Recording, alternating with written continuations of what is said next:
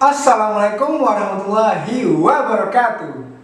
Hai adik-adik semuanya, jumpa lagi bersama Kak Febri di channel YouTube Febri Bio.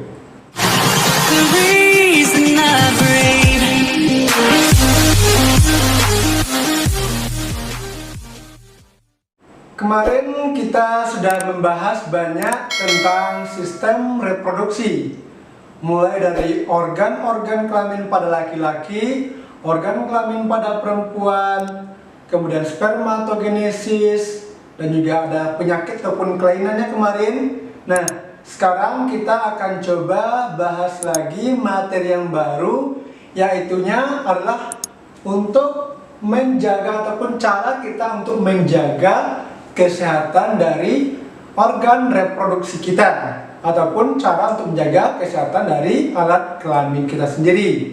Nah, kenapa demikian?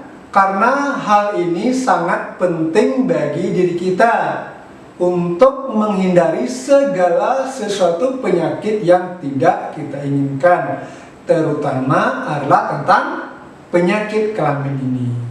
Nah, kenapa demikian? Karena kelamin ini adalah satu hal yang sangat penting bagi diri kita.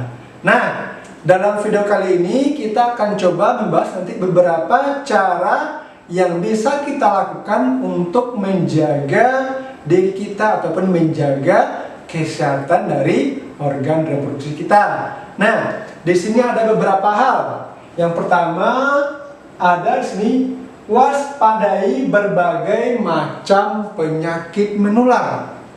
Nah, pada pertemuan sebelumnya atau pada video sebelumnya kita sudah mengenal namanya istilah IMS. Ya kan? Itu adalah penyakit menular seksual. Nah, di sana ada namanya sifilis, gonore, ada juga namanya atau roda singa ya. Di sana ada sifilis atau roda singa dan berbagai macam penyakit yang lainnya. Nah, hal-hal yang demikian harus segera mungkin kita hindari, karena hal itu gampang sekali menularnya. Bisa menular melalui kulit ataupun penyakitnya tadi jika tersentuh oleh kita dari teman ataupun dari pasangan kita, itu akan sangat gampang sekali membuat kita terhindar. Maka hal-hal yang demikian harus segera mungkin kita hindari, yaitu dengan cara menjauhi orang-orang yang terkena penyakit menular atau IMS tersebut, ya. Nah, itu yang pertama. Yang keduanya ada namanya gunakanlah alat kontrasepsi.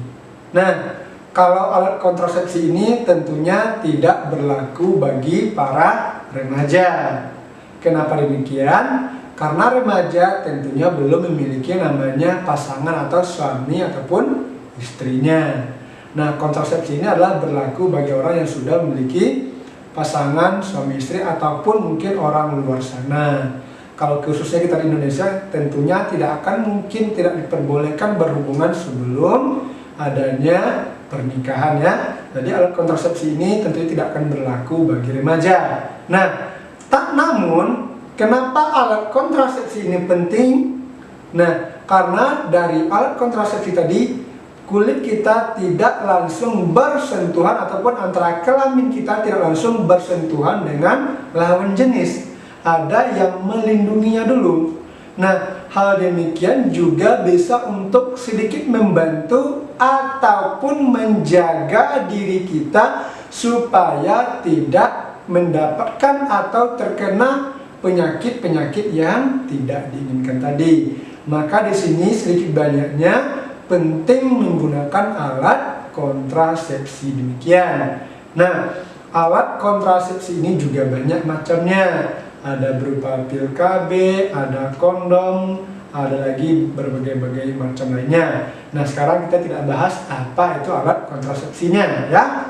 Nah, yang ketiganya ada namanya memakai handuk yang lembut, yang kering, bersih, dan tidak berbau ataupun yang berbahan lembut, ataupun sini katanya tidak berbau atau tidak lembab gitu. Nah, Kenapa demikian, nak?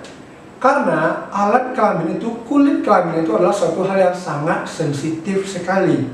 Kulitnya sangat tipis. Nah, jika kita membersihkannya atau melapnya ataupun mengeringkannya menggunakan, contohnya tadi pakai handuk yang berbahan kasar gitu, bisa saja di sana terjadinya iritasi. Nah, jika terjadi iritasi pada kelamin kita, tentu kita tidak akan merasakan nyaman. Nah, apalagi nanti berbahan yang handuk itu basah ataupun lembab. Takutnya nanti di sana adanya bakteri. Jika bakteri tersebut mengingat pada alat kelamin kita, mungkin akan menimbulkan hal-hal yang lain nantinya. Bisa menyebabkan penyakit-penyakit yang lainnya pada organ reproduksi kita. Maka di sini sangat dianjurkan untuk menggunakan handuk yang berbahan lembut, ataupun dia tuh handuk itu dia kering, tidak basah dan juga tidak lembab ataupun tidak berbau, ya. Nah, cara selanjutnya adalah memakai celana dalam yang mudah menyerap keringat. Nah, hal ini sangat penting sekali bagi laki-laki ataupun perempuan yang aktif dalam berolahraga. Nah, celana dalam yang gampang menyerap keringat tadi bisa juga untuk menjaga kesehatan dari organ reproduksi kita. Jika di sana terlalu banyak keringat, kita sama tahu bahwa keringat itu jika lama di sana dia akan sangat bau dan banyak mengundang bakteri. Jika bakteri banyak di sana, bisa jadi nantinya akan kita simpulkan di sana bahwa akan mudah terserangnya penyakit-penyakit lainnya. Biasanya kesehatan dari reproduksi kita terganggu. Makanya di sini sangat dianjurkan sekali menggunakan celana dalam yang gampang untuk menyerap keringat, ya. Nah, kemudian hindarilah memakai pakaian yang ketat. Nah, zaman sekarang ini atau saat sekarang ini sangat-sangat banyak sekali baik itu laki-laki ataupun perempuan yang tidak lagi menutup auratnya, khususnya mereka itu hanya membungkus. Kenapa dikatakan demikian? Karena memakai pakaian yang sangat ketat, yang sangat ngepres. Nah, konon katanya pakaian-pakaian demikian bisa mengganggu kesehatan dari reproduksi kita, baik itu bagi yang laki-laki ataupun yang perempuan. Maka dari itu, segera mungkin hindarilah memakai pakaian-pakaian yang terlalu ketat tersebut. Supaya apa? Supaya kesehatan dari reproduksi kita bisa terjaga dengan baik, ya. Supaya hal-hal yang buruk tadi, supaya penyakit-penyakit dan hal-hal lainnya yang tidak kita inginkan itu bisa terjaga. Oke? Nah, selanjutnya gantilah pakaian dalam kita tersebut minimal 2 kali sehari. Nah, kenapa demikian? Karena itu hal yang penting bagi kita. Sekali lagi, itu adalah hal yang penting bagi kita, yang harus kita jamin kebersihannya, dan itu harus kita jaga. Karena nantinya jika kesehatan reproduksi kita terganggu, bisa atau besar kemungkinan nantinya kita juga susah untuk mendapatkan keturunan. Apalagi seandainya laki-laki nanti spermanya tidak bagus lagi kualitasnya, maka akan susah untuk mendapatkan keturunan nantinya.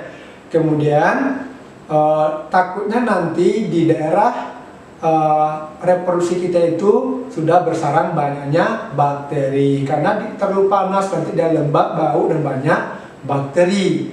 Makanya kita dianjurkan sesering mungkin mengganti celana dalam jika kita sudah tidak nyaman lagi memakainya, dan minimal 2 kali sehari, ya. Kemudian bagi perempuan, bersihkanlah alat kelamin kalian tersebut setelah buang air besar ataupun setelah buang air kecil, baik itu dengan handuk yang lembut ataupun menggunakan yang namanya tisu. Nah, caranya di sini nak dari depan ke belakangnya. Nah, kenapa demikian? Kalau dari belakang ke depan, takutnya nanti bakteri-bakteri yang ada pada anus atau bagian anus kita, bagian dubur, itu terbawa ke depan. Nah, jika terbawa bakteri itu ke depan, itu perempuan itu sangat sensitif sekali. Nah, bakteri itu nanti bisa merusak bagian vaginanya, bisa jadi terjadi penyakit-penyakit yang lainnya. Makanya bagi seorang perempuan tersebut dianjurkan cara membersihkannya adalah dari depan ke belakang. Basuhlah dari arah depan ke arah belakang. Kemudian untuk melapnya, membersihkannya juga dari arah depan ke belakang, supaya bakteri-bakteri jahat dari daerah anus tadi atau daerah dubur tadi tidak terbawa ke bagian depan. Ya. Kemudian bagi yang laki-laki di sini kita dianjurkan untuk namanya sunat. Nah, kenapa? Karena setelah kita bersunat itu, kita juga bisa untuk menghindari berbagai macam bakteri-bakteri jahat ataupun bakteri-bakteri yang lainnya yang bisa membuat penyakit pada sistem reproduksi kita di bagian ujungnya itu. Makanya itu dipotong dan dibuang untuk menghindari berbagai macam bakteri-bakteri lainnya dan juga menghindari penyakit-penyakit menular lainnya. Ya. Nah, itu tadi beberapa cara yang bisa kita lakukan untuk menjaga kesehatan dari reproduksi kita. Nah, namun apakah cuma ini saja? Tidak. Tentu akan banyak sekali hal-hal lainnya yang bisa kita lakukan untuk membuat dan menjaga kesehatan dari reproduksi kita. Ini hanya sebagian kecilnya saja. Jika ingin tahu lebih banyaknya, perbanyaklah membaca buku. Karena ilmu itu bukan dari satu sumber saja. Semakin banyak kita belajar, maka akan semakin banyak sekali ilmu-ilmu lainnya yang bisa kita dapatkan. Nah, jadi pada video kali ini kita cukup ini dulu materi kita pada kesempatan kali ini. Semoga video ini bermanfaat dan berguna bagi kita bersama. Dan jangan lupa juga untuk like, comment, and subscribe dari channel YouTube Febri Bio ini. Nah, dan jangan lupa juga untuk share ke kawan-kawan yang lainnya. Dan semoga bisa berguna dan bermanfaat juga bagi rekan-rekan kita yang lainnya. Wassalamualaikum warahmatullahi wabarakatuh. The reason I breathe.